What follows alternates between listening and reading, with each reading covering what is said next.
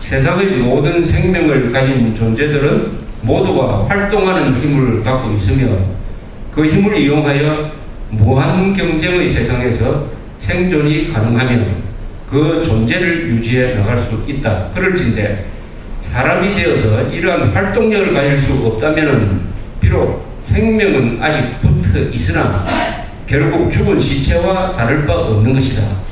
이런 무기력한 존재를 어찌 활동하는 생명이라 하겠는가?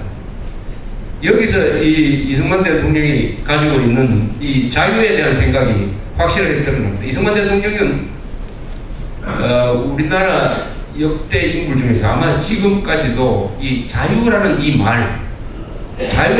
말에 대해서 가장 깊게 정확하게 안 사람이에요. 자유라는 말처럼 아주 공허한 말이 없고 큰 말이 없습니다. 자유하면은 딱 손에 잡히지가 않죠. 자유가 뭐냐 하면 설명하기도 어려워요. 사실 너무 크니까. 공기가 뭐냐 했을 때 설명하기 어려운 거하고 마찬가지입니다.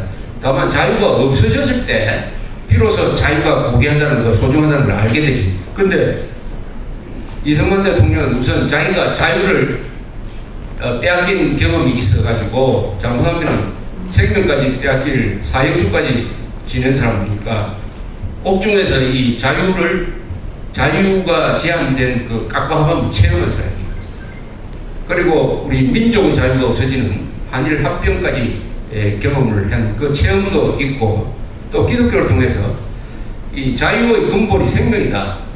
생명은 움직여야 되는 것이다. 생명은 자유롭게 활동해야 비로소 생명의 가치를 가질 수 있다 하는 이 생명관, 그 생명관에서 자유를 어떻게 볼 것이냐 하는 생각을 갖게 되었고, 그 다음에 거기서 한 걸음 더 나가가지고 인간이 자유를 갖게 되면은 인간을 통해서 굉장한 생산성을 발휘한다. 자유가 가진 이 생산성, 자유가 가진 이 뭘 만들어내는 힘을 알게 됐어요. 자유하면은 보통 사람들은 인권을 이야기합니다. 그러나 이승만 대통령의 말 속에는 그런 인권도 있지만은 인간을 자유롭게 해놓으면은 마음대로 할 수 있도록 해놓으면은 직장, 자기의 특기, 그 다음에 거주 이전의 자유 이런 것을 마음대로 할 수 있도록 선택을 마음대로 할 수 있도록 해놓으면은 거의 자연스럽게 자동적으로 인간은 많은 것을 만들어낸다. 그러면은 돈을 벌게 된다. 경제가 발전한다. 기업이 생긴다. 그러면은 군대가 강해진다. 부국강병을 하게 된다. 즉 자유가 있으면은 특히 나라를 만들 때 자유를 주면은 부국강병이 저절로 된다 하는 이런 생각을 갖고 있었어요. 그래서 나라를 세울 때는 자유를 존중하는 것을 기초로 삼아야 한다. 이런 이야기를 29살에 돼서 합니다. 저는 이 점이 이승만 대통령의 가장 위대한 통찰이라고 생각을 합니다. 지금 보니까 그걸 우리가 느낄 수 있는 거 아닙니까? 지난 61년 동안에 대한민국이 어마어마한 기업과 어마어마한 공장과 다리와 건물과 민주주의와 군대와 그리고 각종 의료보험제도와 관료제도 이런 것을 만들어낸 비결이 뭐냐 하면 결국 자유죠. 자유. 사람들이 자유를 누렸기 때문에 열심히 일할 수가 있었다. 그러니까 이런 것이 만들어졌다. 그래서 자유는 무한한 생산성을 갖고 있다 하는 것을 간파한 사람이 이승만 대통령이라고 알 수가 있습니다. 그렇게 하려면 어떻게 하느냐?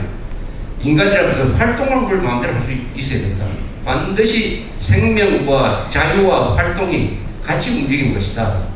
이런 이야기를 지금 이 교회를 빗대서 하고 있습니다. 그러니까 교회가 바로 그런 활동력을 보장해 주는 것이다. 그런 이야기죠. 그리고 일제가 교회를 적대시한 세 번째 이유는 기독교의 합심하는 능력이다. 그러니까 기독교가 사람 마음을 모아준다는 거예요. 예수 앞에 나와서 참된 감화력을 얻은 자들은 예전에는 자신의 안위만 위하여 살고자 했던 것과 남의 살을 벗겨다가 자신의 배를 불리려 하며 남의 목숨을 끊어다가 제 목숨을 이으려 했던 모든 죄악을 회개하고 남의 이익과 손해, 남의 기쁨과 슬픔을 먼저 생각하려 하며 성경 말씀에 의지하여 형제 자매가 서로 사랑하기를 힘쓰게 된다. 이 기독교가 인간을 이타적으로 만든다. 그전에는 전부 다 이기적으로 악의 다툼을 하다가 교회 다니면 이상하게 남을 생각하게 된다. 합심하는 능력을 만들어주는 것이 교회다. 그런데 일제 입장에서 보면은 그게 좋지 않다. 한국 사람들은 계속 분열되어 있어야 되고 자기들끼리 싸워야 되는데 합심을 하니까 그 교회를 견제하지 않을 수 없다. 이런 얘기입니다. 네 번째 이유는 교회 안에서 국민의 원기를 유지하게 된다는 것이다. 나라는 이렇지만은 교회 안에 들어오면은 사람이 원기왕성하다 할 때 그 원기를 유지하게 됩니다. 다섯 번째 이유는 교회 안에서 청년 교육을 힘쓰고 있다는 것이다. 이것도 아주 중요한 얘기입니다.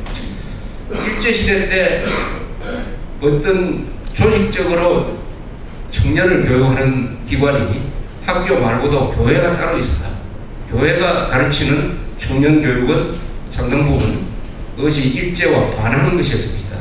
애국적인 것이고 또 우상 숭배를 반대하는 것이었을 것이다. 그런 것을 우리가 유추해서 해석할 수가 있습니다. 여섯 번째, 일제가 한국 교회를 단합하는 이유는 기독교인들은 우상을 섬기지 않는다는 것이다.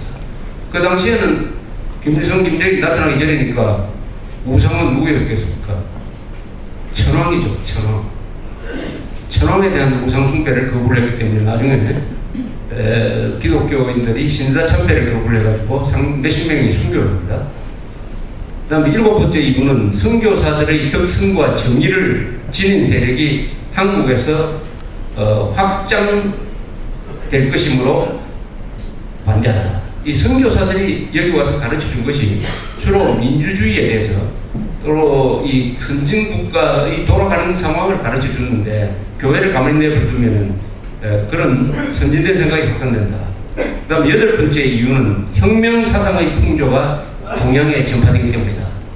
즉 기독교를 통해서 혁명사상이 서구에서 발달한 프랑스 혁명이라든지 여러 가지 혁명사상이라는 것은 불의한 독재자를 또는 귀족을 왕을 뒤엎는다. 청교도 혁명 같으면은 그건 기독교 세력이 앞장서가지고 영국에서 왕정을 일시적으로 타도했다. 이런 혁명사상은 아시아에는 없었는데 교회, 성경, 기독교를 통해서 동양에 이 혁명사상이 전파된다. 이 혁명사상의 핵심이라는 것은 사실 민주주의죠. 민주주의라는 것은 그 안에 혁명사상이 포함되어 있습니다. 그래서 혁명이 없는 곳에서는 민주주의가 일어나지 않는다. 전쟁이 없는 곳에서는 국민국가가 만들어지지 않는다. 이런 이야기가 있습니다. 그러니까 이 혁명사상이 퍼진다 하는 것은 일제한테 좋지 않다. 이래서 일본이 한국교회를 비판하게 됐다. 이렇게 딱 분석을 했습니다. 이게 이승만 대통령이 가진 자유와 생명에 대한 투철한 생각을 잘 보여주는 것이라고 생각을 했습니다. 지난 8월 15일 날 우리 이명박 대통령이 상당히 힘이 있는 8.15 기념사를 했어요. 과거의 기념사에 비해서 굉장히 소신이 들어가 있고 내용도 좋았습니다. 특히 처음으로 이승만 대통령을 8.15 이 경축사에서 언급을 했어요. 이거는 아마 상당히 우리나라 지금까지 대통령들이 연설을 하면서 건국 대통령에 대해서 언급한 게 저 기억으로는 몇십 년 만에 처음인 것 같아요. 아마 처음일지도 모르겠습니다. 다만 뭐로 칭찬을 한 건 아니고 요 정도로 이야기했습니다.